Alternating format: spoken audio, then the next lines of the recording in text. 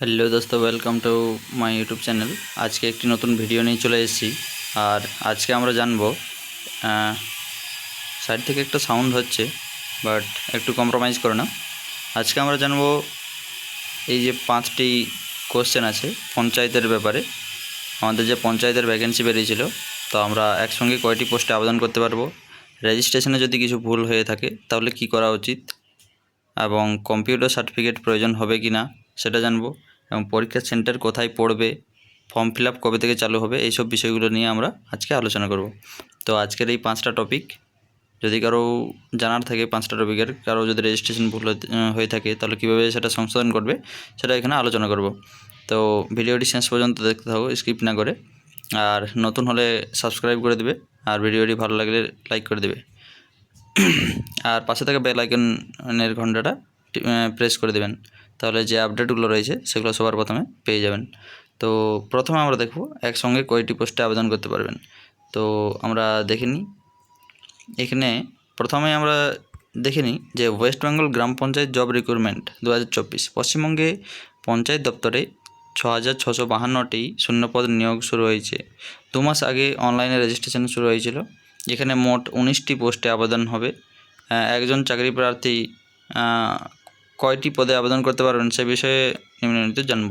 তো এখানে প্রথমেই আমরা দেখে নিয়েছি 1 নম্বর, একসঙ্গে কয়টি পোস্টে আবেদন করা যাবে। তো উত্তর হচ্ছে, চাকরি প্রার্থীদের 19টি পদের ক্ষেত্রে যে কোনো পোস্টে আবেদন করতে পারেন একসঙ্গে, অর্থাৎ একসঙ্গে আপনি এক বা একাধিক, একের বেশি আপনি পোস্টে আবেদন করতে পারবেন। কিন্তু একটা অসুবিধা কি, যদি দুটোর পরীক্ষার ডেট একদিনে হয়ে থাকে বাই চান্স, তাহলে কিন্তু তখন আপনাকে একটি ক্যান্সেল করে আরেকটি দিতে হবে। যদিও এরকম হবে নি, তবু জানা নেই কী হবে, বাট এরকম অসুবিধা নেই। ফর্ম ফিল আপ আপনি দুটোই করতে পারবেন, কিন্তু ওটাই একমাত্র প্রবলেম। কিন্তু গ্রাম দপ্তরের পরীক্ষাগুলি একই তারিখে হতে পারে, এই যে এটাই বলেছে। দ্বিতীয় হচ্ছে, তাহলে আপনি এক বা একাধিকের বেশি ফর্ম ফিল আপ করতে পারবেন। দ্বিতীয় হচ্ছে, রেজিস্ট্রেশনে যদি ভুল হয়ে থাকে তাহলে কী করবেন। সূত্রের খবর, রেজিস্ট্রেশন করার সময় মনোযোগ সহকারে রেজিস্ট্রেশন করবে, কারণ পরবর্তীকালে নতুন করে কারেকশনের কোনো অপশান নাও দিতে পারে বলে জানা গিয়েছে। তাই খুব সাবধানে রেজিস্ট্রেশন কমপ্লিট করবে। তো এখনও পর্যন্ত রেজিস্ট্রেশন যদি কারো ভুল হয়ে থাকে, তো এটার এখনও কোনো বেরায়নি। তো যারা যারা রেজিস্ট্রেশন করেছো, ভুল হয়ে গেলে নতুন করে করতে পারো, বাট কারেকশন করার কোনো নেই, এখনও অপশান দেয়নি। তৃতীয় হচ্ছে, কম্পিউটার সার্টিফিকেটের প্রয়োজন হবে কি। তো গ্রাম পঞ্চায়েত দপ্তরে যেসব ইয়েগুলো রয়েছে, কম্পিউটার অবশ্যই লাগবে। 6 মাসের বা 1 বছরের একটি ডিপ্লোমা কোর্স অবশ্যই লাগবে, যেহেতু বিভিন্ন কাজ রয়েছে কম্পিউটারের। ফর্ম ফিল আপ কবে থেকে চালু হবে। সরকারি সকল চাকরি প্রার্থী মনে একটাই প্রশ্ন রয়েছে যে কবে থেকে চালু হবে, কিন্তু রাজ্যে ইতিমধ্যেই বড় সমস্যা রয়েছে ওবিসি সার্টিফিকেট বিষয়ে।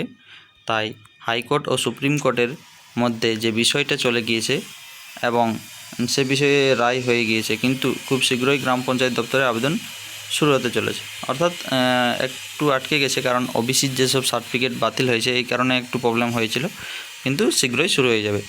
পাশাপাশি সেন্টার কোথায় করতে পারে, আমরা জেলাভিত্তিক গ্রাম পঞ্চায়েত দপ্তরে আবেদন করতে পারবো। তাই প্রতিটি জেলায় গ্রাম পঞ্চায়েত দপ্তরের বিভিন্ন পরীক্ষা সেন্টার পড়বে।